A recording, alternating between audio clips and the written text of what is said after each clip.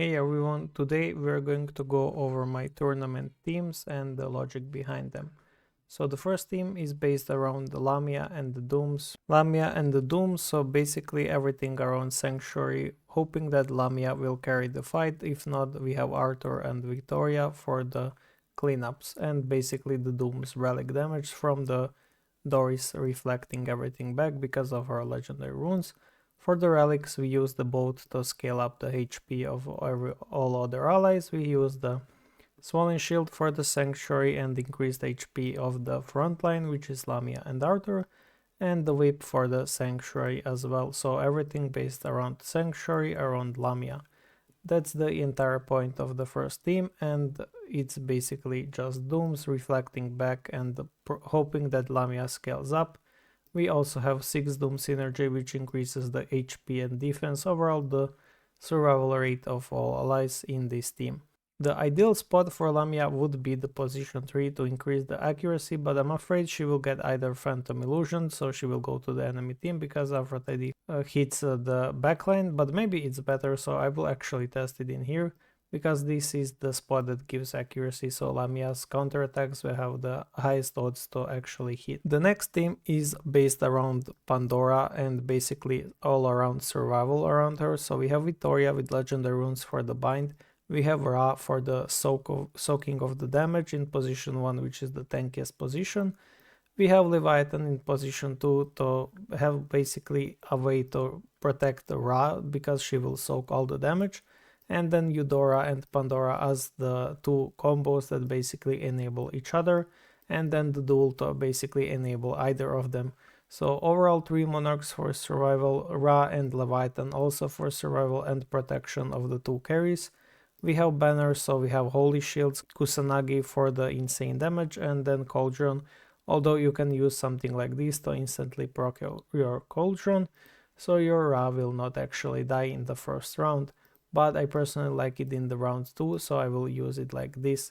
As for the artifact, we have the Volunteers increased damage, so Pandora, Ra and Victoria get the bonus attack.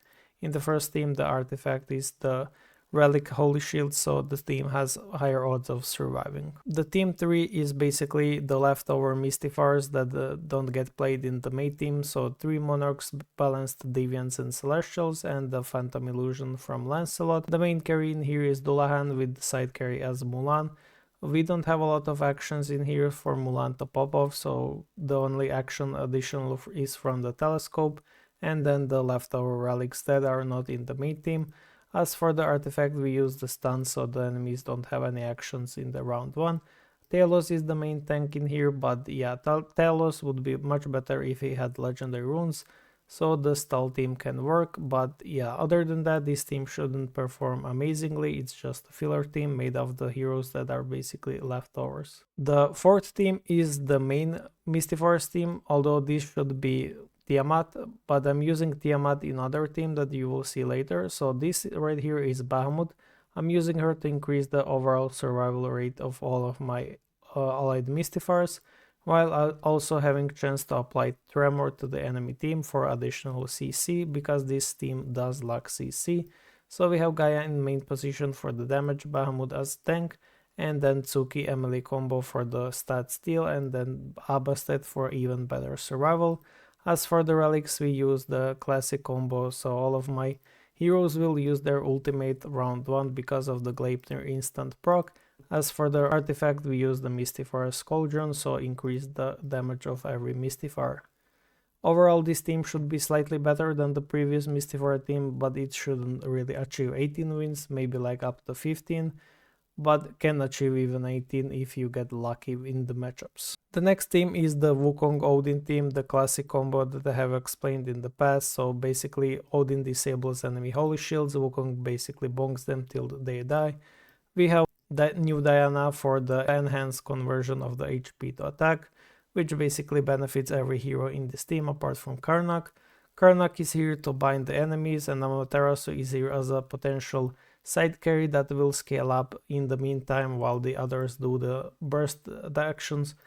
Amaterasu and Odin are here the scalers that eventually shine out the Wukong, because Wukong is primarily for the early damages while not really going for the late game. So that's why we have Karnak to ensure that my scalers can actually scale. For the relics we use the double action because I do want these heroes to hit multiple times. I use the guard, so the Wukong will obviously swap, that's his best relic. As for the artifact, I use the negation of the damage, so obviously the heroes can take a lot more hits than they would usually because protectors rely on taking the hits. Not really relevant to how much damage they can take. It can be also banner in here, but yeah, they just have to take hits, so you can't really stun enemies, but you can still CC them with bind, which will just slow them, but will help you push this team further.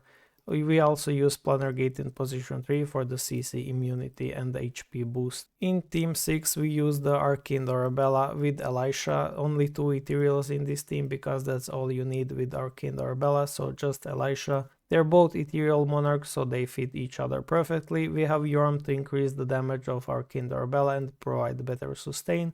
We have Shank for the Phantom Illusion and Ultimate Spam, which again benefits the Yorm. So we have the 3 Glorians and then Audrey, which is just a synergy filler and can take down enemy holy shields, but I'm not really relying on that. As for the artifact, we have the Ethereal attack increase, so for the Arcane Doorbell and Elisha. And as for the relics, we have the Sarcophagus for the additional freeze and the better ultimate damage. We have the Vanquisher, which is one of the best PvP relics by far. It's very underrated and it can cleanse even Hellas Seal. Basically can cleanse any CC that is currently in the game. And for the last relic I'm using Frostclaw because of the strong freezing point, which also benefits the Sarcophagus, so they both have the freezing points. Team 7 is the newest team I made, so it's basically Sourceborn Marina as the main DPS. We have Sarija Yushta as an action enabler, so all of these heroes can take double action. Wuzetian for the Phantom Illusion and Survival. Then Hades for the Phantom Illusion, or rather Soul Devourer. Basically that's his whole job in this team. And Behemoth, in case she dies, she can stun enemy team and increase the stats of every hero in this team. And then Wuzetian is also a third Glorian for the Sourceborn Marina. As for the artifact, we use the Glorian attack increase for the Marina. Basically everything goes to Marina because she will be the top DPS in this team for sure. We can get Phantom Illusion because my Marina is 12 stars. And for the relics, I use the basically filler 100 energy relic into Python's mirror, so my heroes can revive, and that's basically the best relic for Behemoth because you do want her to revive every time she can, so she reapplies the stun to the enemy team. Team 8 is Doom Phantom, so this is a very old team that nobody really uses anymore. It's basically Dahlia Cleopatra swap to increase the damage of every hero in the team, so you can kill them with the reflect damage based around attack as it scales up right here. So basically you swap Dahlia with Cleopatra, and the reason why I'm running Tiamat in here is because I do want enemies to decrease their attack as much as possible. Otherwise, I would use her in the Mystifiers and I would use someone else in this slot. Someone like Elmer possibly, or even probably someone like Elmer, Marlena or Eloin in this slot otherwise.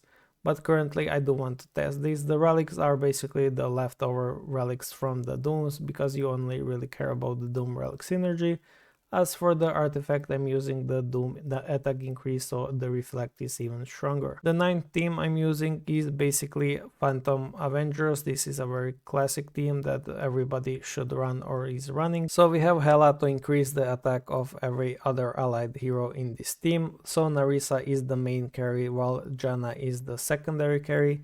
Ying Zheng is no longer as good as he used to be because they removed the Hope Tree which he benefited from, but he's still a pretty good solid synergy and increases the dodge and heal of the team of the members of this team. Althea is here for the instant survival and she's pretty strong at 12 stars as a damage dealer, but the main damage comes from Magatama currently, so the relics that I'm using is the chest into Magatama. The key part about the chest is if you don't proc Magatama, it will actually not activate its last words effect. So you must use something that is high stars and instantly procs your Magatama, so you're not losing any value out of it. So having chests to actually negate enemy relics and proc your own Magatama is the best option to go for. And the third relic is not really important, you can run anything you want. As for the artifact, I'm using the Doom's attack increase, which also scales up the Magatama's damage and the damage of Narisa. So basically the carry is Narisa and everyone else is support around her, and Hela is also a carry with Janna potentially popping off, but not really often. You can also use Persephone instead of Ying Zheng if you don't have him, but that will basically mean you lost 2 Celestials, which is kind of crucial for this team. So instead use someone like Elmer or Elovin instead. Elovin is a nice pair with Narisa because of how often she procs her ultimate and how often she procs her Sanctuary, which benefits with Elovin. And the last team of the tournament is the Lucifer team, so Aphrodite, Primordial Arcadina, Isis, and Albert and Lucifer. This team is one of the strongest team currently. The relics are basically just filler relics. Those who know the interaction between these relics will know why it's here, but I'm not going to explain it because it's kind of cheating. And as for the artifact, I'm using this artifact to benefit the relics. And yeah, this is probably one of the strongest teams out there right now. It basically can't die and it will make enemies attack even lower. It can get Phantom Illusion because of Lucifer, so it has Albert for his legendary runes, Isis for revival and scale, and Aphrodite for the Phantom Illusion. And that's it for the tournaments of season 13. That's what I'm going to end up with. Maybe I will run the same in the next season, and see you guys in the next one.